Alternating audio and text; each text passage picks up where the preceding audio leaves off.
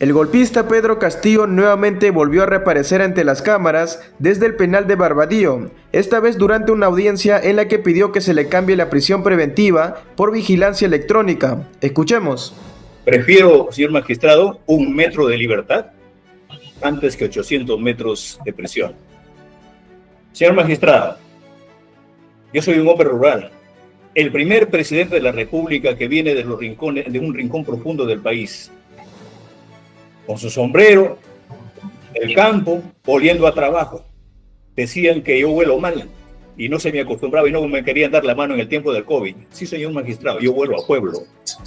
Esa es la razón que me tiene acá.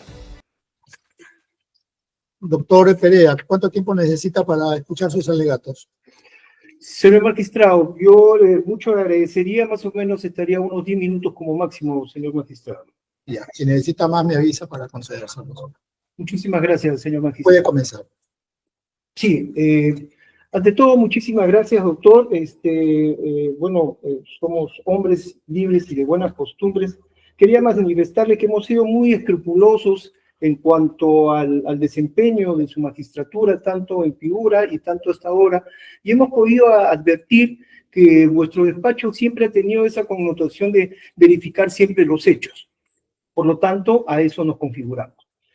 De esa manera, mi patrocinado en esta oportunidad, el señor Pedro Castillo Terrones, se encuentra en una medida cautelar conforme lo establece el artículo 268 del nuevo Código Procesal Penal, en donde básicamente el Ministerio Público habría encontrado que existen fundados y graves elementos de convicción para estimar razonablemente la comisión del delito que se le vincula, ¿no? La sanción a imponerse, bueno, como se sabía en su momento, era más de los 4 años en esa oportunidad. El imputado, y adicionalmente, pues que el imputado en razón de sus antecedentes y otras circunstancias del caso particular, ha permitido colegir razonablemente en esa oportunidad, si es que se tratara de eludir la acción de la justicia, en su peligro de fuga y el peligro de obstaculización.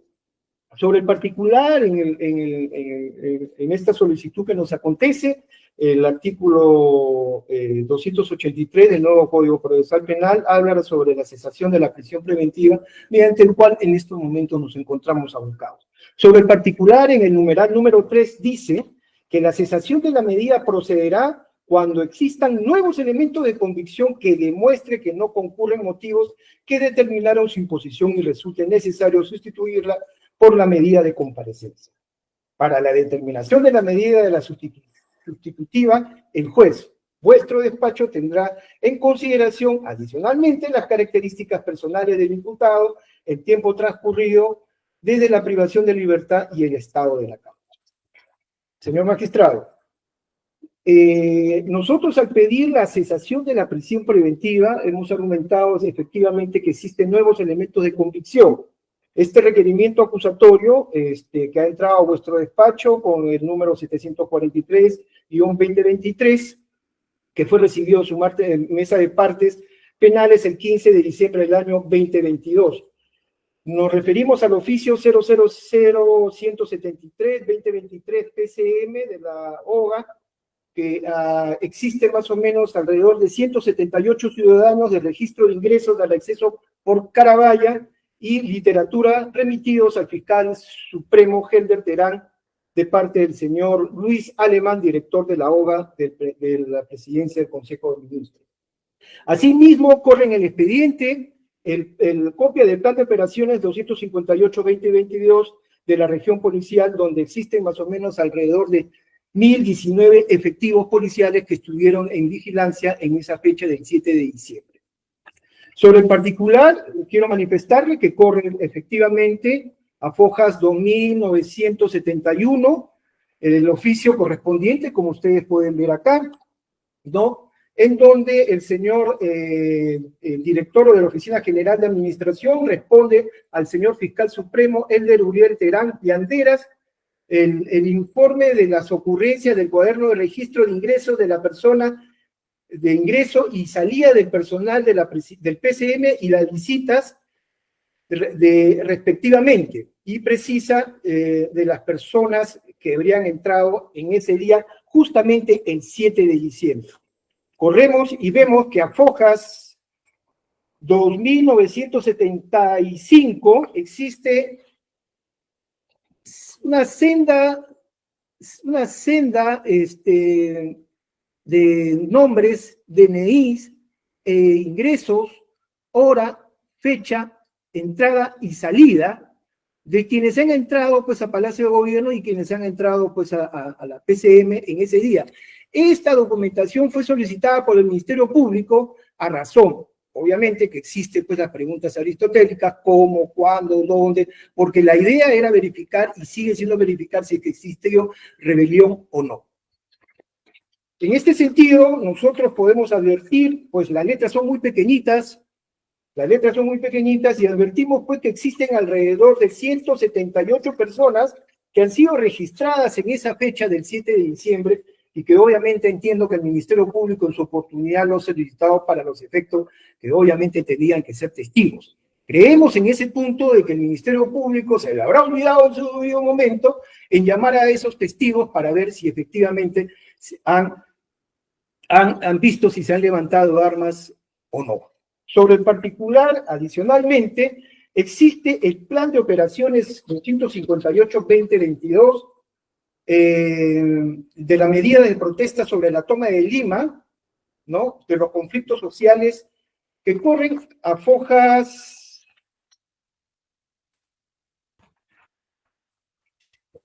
Son 52 folios, señor magistrado, y que en esa actividad del 7 de diciembre han participado alrededor de 1.017 efectivos policiales que en su debido momento han sido pues dados a conocer en esta copia del plan de operaciones. Entonces, si bien es cierto, esto corre en el cuaderno sobre la acusación, sobre el mandato de prisión preventiva, obviamente podemos advertir que estos ciudadanos tampoco no han sido, si lo han llamado para que esto sea, lo tenga de conocimiento y lo pone en el cuaderno correspondiente, es obviamente para advertir si efectivamente han visto o no si es que ha habido un alzamiento en armas. Señor magistrado, el artículo 163 del Código Procesal Penal habla sobre la clasificación de los testigos por el vínculo de los hechos. Vínculos de los hechos. Esta calificación se vincula con la relación directa o indirecta que tuvo el testigo con los hechos. De esta manera, el testigo puede ser referencial y presencial, como lo sabemos. En esta oportunidad, esos testigos de los cuales nosotros estamos indicándole que no han sido actuados en su debida oportunidad, estos testigos estuvieron en ese momento, en el lugar de los hechos. Esta es una prueba directa, señor magistrado, pues esta fuente presenció el hecho controvertido en el mismo momento en que se produjo. Por ejemplo, el día clave, el 7 de diciembre del 2022, para que testifiquen si o no hubieron alzamiento de armas. La Corte Suprema, en el Acuerdo Plenario 3-2023, señor magistrado, nos ha precisado el juicio de admisibilidad de esta prueba que consiste en el examen que realiza el juez con respecto a si las pruebas ofrecidas por las partes cumplen o no ciertas condiciones mínimas para su posterior actuación. El Acuerdo Plenario 03-2023, C/CIJ 112, dice que la Corte Suprema precisa la pertinencia, señor magistrado, de los medios de prueba, que esta está referida a los hechos principales, si vieron o no levantarse en armas. Esto a los hechos que justifica el tipo penal del imputado y a los que fundamentan las punibilidades, es decir, aquellos que otorgarán la calidad de los medios de prueba para fundamentar su decisión. Asimismo, la Corte Suprema en la Casación 170-2022, juzgo, señala la utilidad de la prueba que recae en la entidad cualitativa que tiene para lograr que lo que se solicita se procura obtener, si a ver si o no hubo alzamiento en armas. La Corte Suprema, en el recurso de apelación 71-2021, nos ha señalado que la conducencia significa la actitud legal del medio de investigación propuesto. Esto es su conformidad con el ordenamiento procesal, como lo ven. Señor magistrado, nosotros hemos presentado 3 de enero del año 2025, las solicitudes de cesación de prisión preventiva y la aplicación de la vigilancia electrónica, y solicitamos adicionalmente si el INPE dispone o no un dispositivo. En esta hemos podido advertir de que hemos ofrecido algunas pruebas sobre el particular que lo vamos a indicar en su debido momento, pero no obstante ello, habíamos manifestado que el señor en el folio 29, que lo hemos ofrecido en el anexo 1B, que el señor Justo Jesús Venero Mediano, en su condición de jefe operativo de la Unidad de Servicios Especiales, del día 7 de diciembre del año 2022. En estas circunstancias, el jefe operativo tampoco dio cuenta si efectivamente con cuántos efectivos estuvo en ese momento. Y si se estuvo efectivos en ese momento, pues si vieron o no quién se alzó en armas. Asimismo, también le hemos referido al testigo Eder Antonio Inzafón Gómez, en su condición de oficial operativo de la Unidad de Servicios Especiales, de lo que pasó también el 7 de diciembre del año 2022 en las mismas condiciones, señor magistrado. Asimismo, en ese mismo contexto, corre a folios 1542, sobre la nota de información 3476-2022 sobre el plan de actividad de inteligencia y las actividades contra los poderes del Estado de ordenamiento. Sobre el particular, es preciso que ustedes lo vean. Aquí el mismo, el que inscribe, manifiesta que no hubo ninguna alteración del orden público, y esto no significa una revaluación, es lo que existe dentro de los documentos que no han sido solollados en su debido momento. Asimismo, hemos puesto, señor magistrado, en corre a fojas 1543, con el anexo 1C, sobre el general Manuel Lozada, que dice que efectivamente en ese día no hubo alzamiento en armas. Adicionalmente,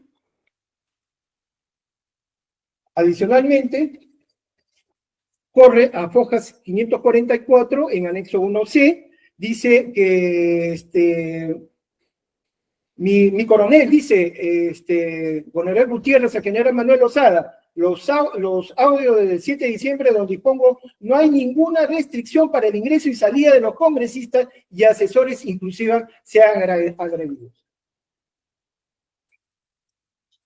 Señor magistrado, quiero manifestarle que paradójicamente el único quien se alzó en armas ese día 7 de diciembre fue su sombra, quien lo apuntó al señor Pedro Castillo Terrones.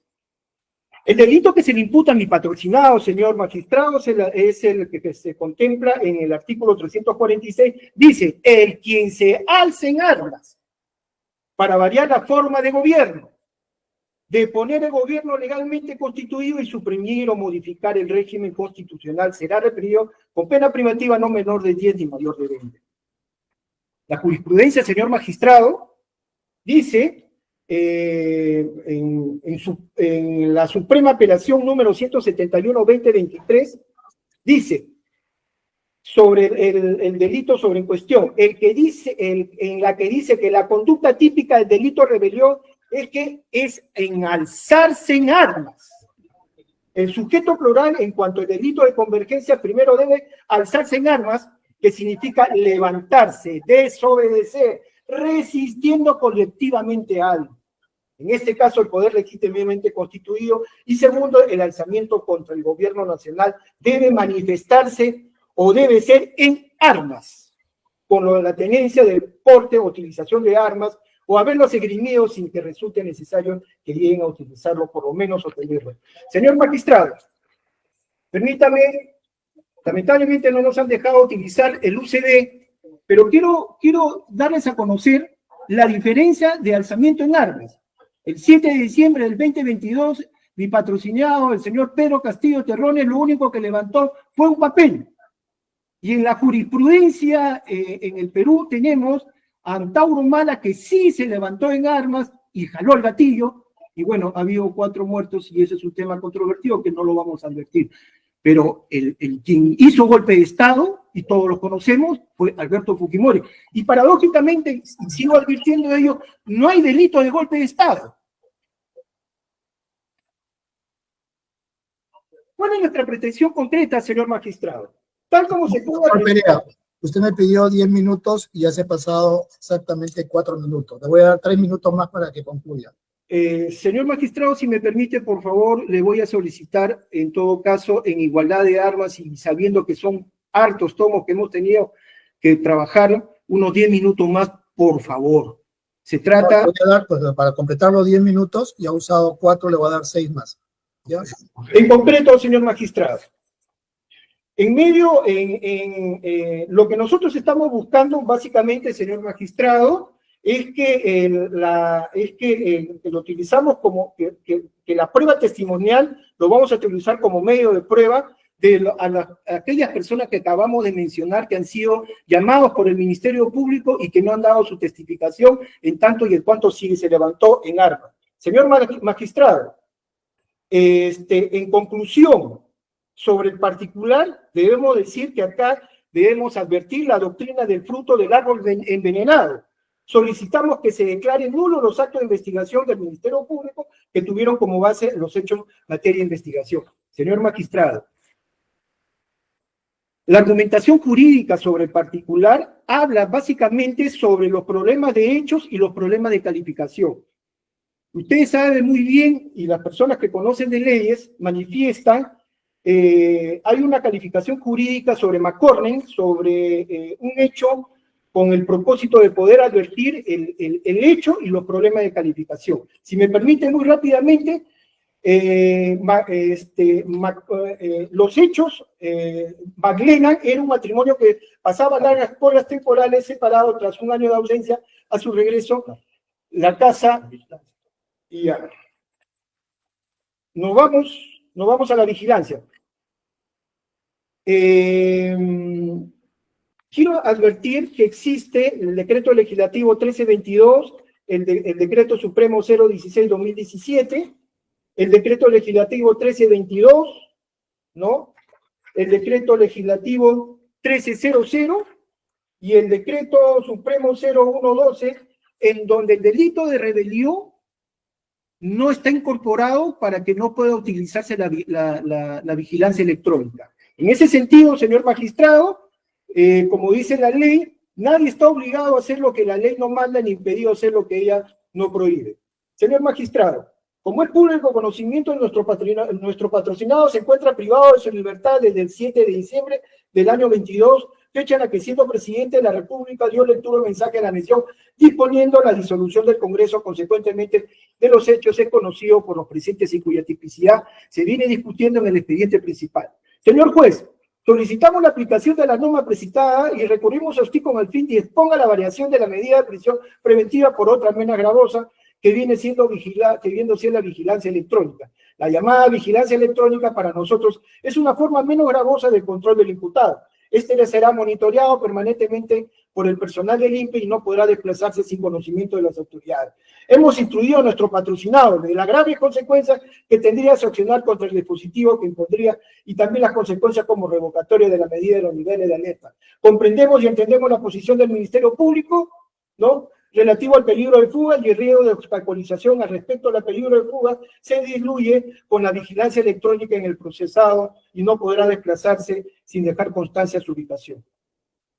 El año 2025, los avances de la tecnología deben servir también a la administración de la justicia. Ya tenemos la notificación electrónica, las audiencias virtuales, el expediente electrónico, la mesa de partes electrónicas, incluso algunas sentencias en el chat GTP. Ahora la tecnología nos sirve mucho para elaboración y ejecución de pruebas, señor magistrado. Veamos si los avances de la grafotécnica, balística, pruebas de TN, etc., hace la función jurisdiccional una función más acorde con estos nuevos tiempos. En ese sentido, la vigilancia electrónica también debe considerarse más allá de los tecnicismos legales del no me importa, y dicho que sea de paso, sí cumplimos en una forma de evolución hacia los humanismos jurídicos, porque la vida y la dignidad de las personas y libertad, entre otros bienes jurídicos, merecen protección.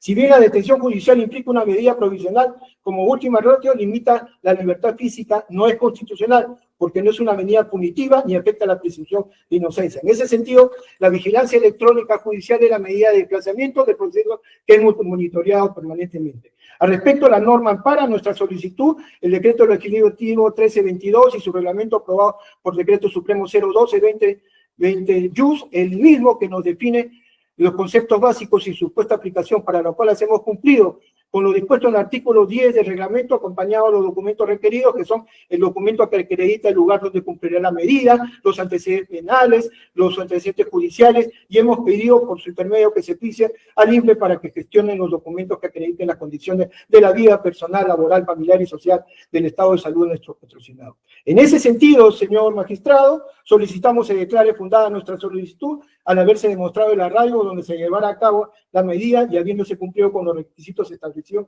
del artículo 10 del Decreto Supremo 01220, jus norma técnica que ampara nuestra solicitud.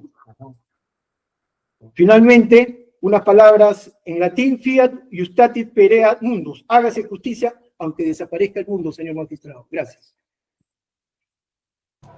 Gracias, señor abogado. Señor Castillo, le voy a dar 3 minutos para algo que tenga que decir. Gracias, señor juez. Muy buenas tardes. Primero, ratificar lo que ha hecho mi defensa, señor magistrado. Permítame, señor magistrado, decirle algo puntual a lo que acaba de decir el Ministerio Público.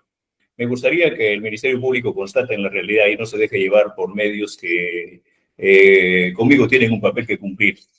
Prefiero, señor magistrado, 1 metro de libertad antes que 800 metros de prisión. Señor magistrado, yo soy un hombre rural.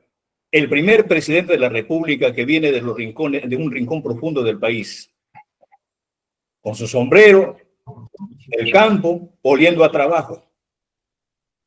Cuando una oportunidad fui al Congreso, señor magistrado, los que hoy conducen el país decían que yo huelo mal y no se me acostumbraba y no me querían dar la mano en el tiempo del COVID. Sí, señor magistrado, yo huelo a pueblo. Esa es la razón que me tiene acá. Si bien es cierto, doctor, tengo mi familia fuera del país, es mi familia nuclear. Yo tengo mis padres ancianos, tengo mis hermanos en Lima. Es mi gran anhelo estar al lado de mi familia. Pero mi mayor decisión, señor magistrado, es contribuir con este proceso que se me viene investigando. Señor magistrado, hoy las coyunturas han cambiado. La tecnología avanza. Y a pesar de que las coyunturas cambian, no se me ha demostrado que he robado a mi pueblo. No se ha demostrado que he matado. No está demostrado que he levantado un arma. Por eso, señor magistrado, pido en todo caso de que usted, yo voy a ser totalmente respetuoso de su decisión, pero también quiero decirle que el derecho a la libertad, el derecho a la vida, el derecho al honor son los derechos fundamentales de la persona. El derecho, estos derechos fundamentales no la pone Cuarto Poder, no la pone los medios de comunicación, la pone un hombre de leyes como usted. Ya los tiempos nos están dando la razón.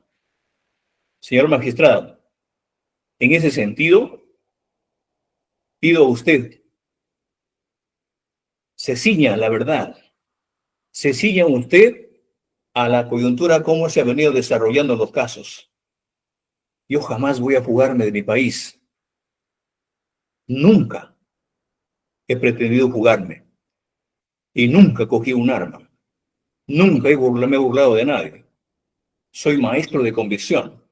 Soy un padre de familia, hijo a la vez. Por eso voy a someterme a la normatividad en cuanto me varíe esta situación de la vigilancia electrónica. Mis abogados me han hecho de conocimiento cuáles son los alcances y los riesgos que debo tener en cuenta. Si bien es cierto, tengo un domicilio real que es en Chubur de Anguía, en Puña, en Tacabamba, como miles de compañeros quisieran tenerme en su domicilio por el cariño que tienen a su presidente, también he tomado una decisión de que tenga un domicilio en Lima con la finalidad de contribuir con este proceso legal que voy haciendo. ¿Cuántos hermanos quisieran que viva en su casa en Lima? ¿Cuántos hermanos quisieran que viva en cualquier espacio del Perú? Porque soy un hombre del pueblo. Señor magistrado, dejo en sus manos diciéndole últimamente que si de todo lo que se me ha dicho a mí se me encontrara culpable, no solamente pediría perdón a Dios, sino 1000 disculpas al pueblo. Muchas gracias, señor magistrado. Muy buenas tardes. Gracias.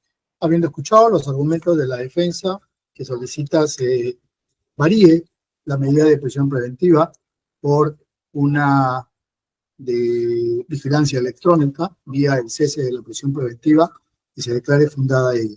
Y los argumentos de la Fiscalía, quienes solicitan se declare infundada la misma, así como las palabras del señor Castillo Terrones. Se va a pedir la resolución correspondiente notificada a sus casillas electrónicas. Siendo las 16 horas, se concluye la presente audiencia. Muchas gracias. Bueno amigos, eso fue todo. No olviden suscribirse al canal y compartir el video. Hasta pronto.